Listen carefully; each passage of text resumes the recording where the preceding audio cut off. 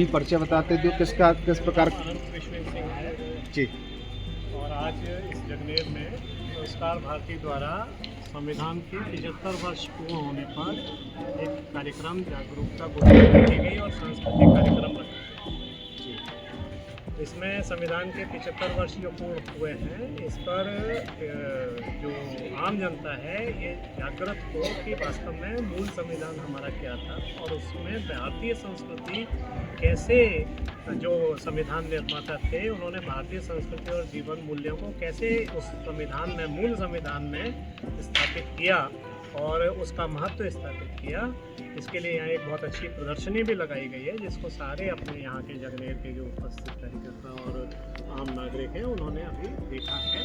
जैसे भगवान राम का चित्र है, उसमें भगवान कृष्ण का चित्र है, जो वास्तव में इसके बारे में आज के युवा पीढ़ी जानती नहीं है, उसको उस तक बात पहुँचाने के लिए ये कार्यक्रम आयोजित हुआ। अभी हमने सुना मनुस्मृति के बारे में, कुछ लोग मनुस्मृति की धज्जियां उड़ाते हैं, उसके बारे में आप क्या कहेंगे?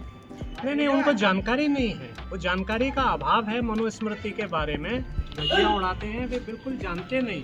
वास्तव में मैंने अभी भी कार्यक्रम में भी कहा, अगर जानकारी करेंगे और इतिहास पढ़ेंगे तो ध्यान में आएगा उनको कि जो दुनिया भर के संविधान है, आज मनुस्मृति दुनिया के लगभग मैं समझता हूँ 15-20 जो टॉप की यूनिवर्सिटीज़ हैं उनमें पढ़ाई जा रही है, उनके सिलेबस का पार्ट है।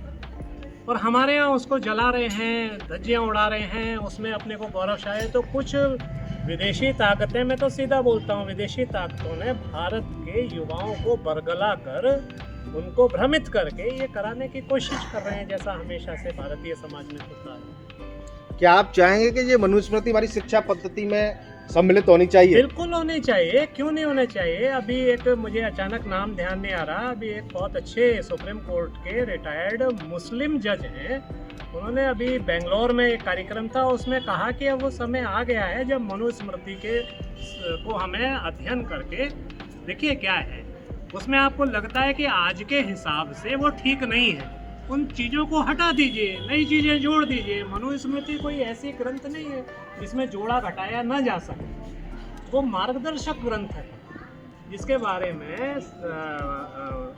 बारे में विदेशी विद्वान, जिनके मैक्स मूलर उनके बड़े अच्छे एक्सपर्ट हैं, मैक्स मूलर कहते हैं कि मनुस्मृति जैसा तो दुनिया का पहला डॉक्यूमेंटेड लॉ है जो भारत में ही उपलब्ध है, तो इसको क्यों नहीं पढ़ाना चाहिए। अच्छा पढ़ाएं, उसमें कोई कमियां होंगी तो देश निर्णय करेगा, देश का युवा निर्णय करेगा, पढ़ाने में क्या दिक्कत। आज यहाँ पर संस्कार भारती शाखा जगनेर जिला आगरा में संविधान के 75 वर्ष में कौशल विकास में हिंदी भाषा का प्रयोग संगोष्ठी का कार्यक्रम यहाँ पर किया गया है। और देखो, एक वाक्य है नूतन और एक होता है पुरातन। नूतन किसे कहते हैं? नए को।